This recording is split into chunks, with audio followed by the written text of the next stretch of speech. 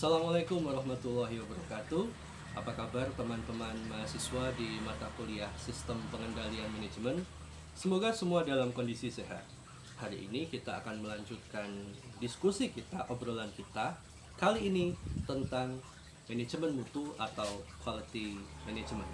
Nah, sebelum kita berdiskusi tentang apa itu mutu, maka saya perlu untuk menjelaskan terlebih dahulu bagaimana situasi usaha dalam persaingan pasar. Dalam kondisi persaingan pasar, ada 3 stakeholder yang saling terhubung. Yang pertama adalah konsumen, yang kedua adalah our company atau perusahaan kita, dan yang ketiga adalah kompetitor atau perusahaan pesaing. Nah, antara our company dan juga kompetitor atau pesaing akan saling bersaing, berkompetisi untuk memenangkan hati konsumen. Untuk memenangkan hati konsumen supaya mereka terus menggunakan layanan kita, produk kita, dan tidak berpindah ke lain tempat. Nah, karena itu menjaga mutu adalah hal yang sangat penting.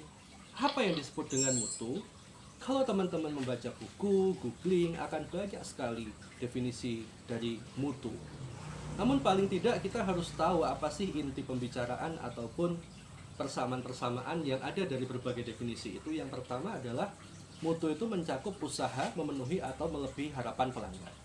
Jadi ketika pelanggan memakai produk kita, menggunakan layanan kita, mereka pasti punya harapan mendapatkan layanan yang baik. Nah, ketika kita bisa memenuhi harapan mereka atau bahkan melebihi maka disitulah kita bisa menjaga mutu. Yang kedua, mutu itu mencakup banyak hal, ya produknya, tenaga kerjanya, prosesnya, dan juga lingkungan. Dan terakhir, mutu merupakan kondisi yang selalu berubah.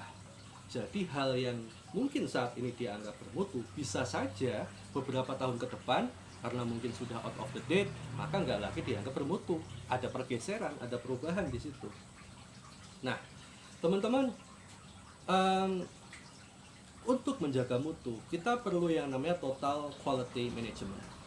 Ada banyak istilah yang digunakan untuk total quality management, seperti istilah lainnya adalah total quality control, company wide quality control, total quality service, total quality maintenance, dan lain sebagainya.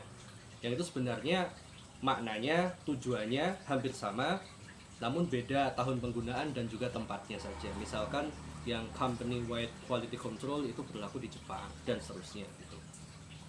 Nah, apa yang dimaksud dengan total quality management? Adalah suatu cara untuk memperbaiki kinerja total organisasi dan kualitas. Jadi dalam paradigma ini, organisasi menjadi customer oriented.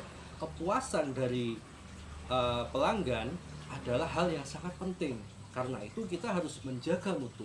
Semua bagian dari organisasi harus diarahkan untuk menunjukkan mutu yang terbaik supaya customer puas dengan performa kita, produk kita, layanan yang kita berikan.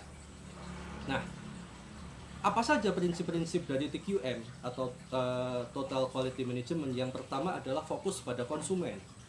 Kepuasan konsumen adalah hal yang sangat penting. Kita tidak bisa lagi hanya memikirkan diri kita, tapi kita harus lebih memikirkan kepuasan atau yang diinginkan oleh konsumen. Karena itu prinsip TQM yang pertama adalah fokus pada konsumen.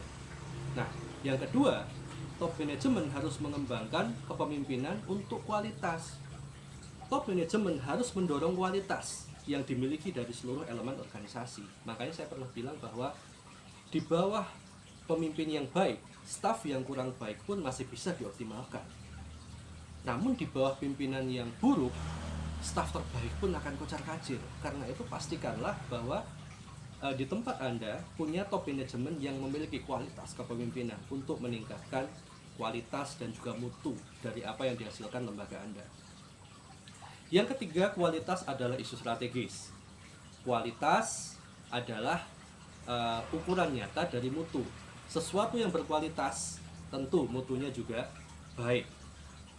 Yang berikutnya adalah kualitas adalah tanggung jawab seluruh karyawan pada semua tingkatan organisasi.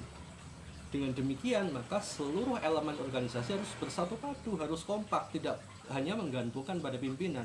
Semua harus punya rasa tanggung jawab untuk menunjukkan mutu yang terbaik. Yang berikutnya, semua fungsi organisasi harus memfokuskan pada peningkatan kualitas secara terus-menerus untuk mencapai tujuan strategis. Perusahaan pasti punya tujuan jangka panjang. Nah, untuk menuju tujuan jangka panjang itu, hal yang perlu untuk ditekankan, ditegaskan, salah satunya adalah menjaga mutu. Tanpa mutu yang baik, maka orang nggak akan percaya pada kita dan ujungnya mereka akan mencari ke tempat yang lain.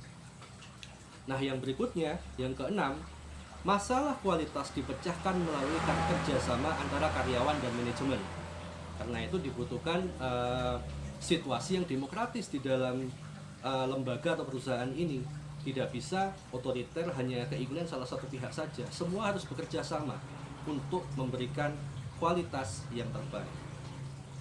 Nah, TQM ini juga berarti peningkatan kualitas yang terus-menerus, continuous improvement. Jadi jangan cepat berpuas diri pada satu titik, tapi teruslah berinovasi untuk memberikan mutu yang lebih baik.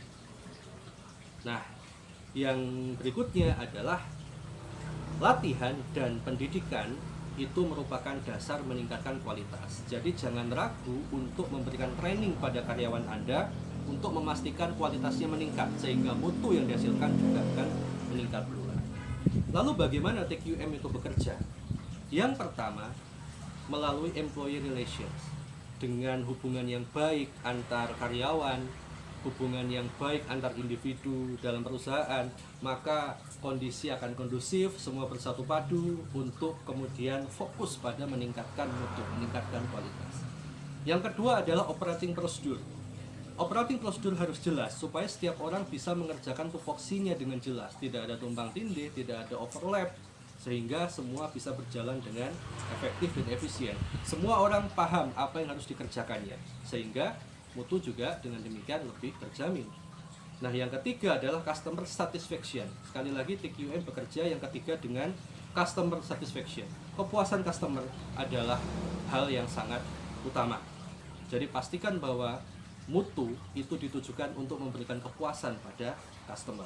Dan terakhir, financial performance. Lembaga, organisasi Anda, perusahaan Anda, kondisi keuangannya harus sehat.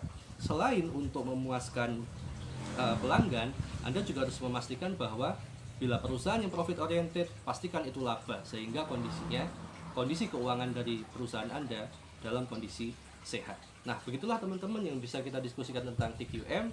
Terima kasih. Sampai jumpa di lain waktu. Wassalamualaikum warahmatullahi wabarakatuh.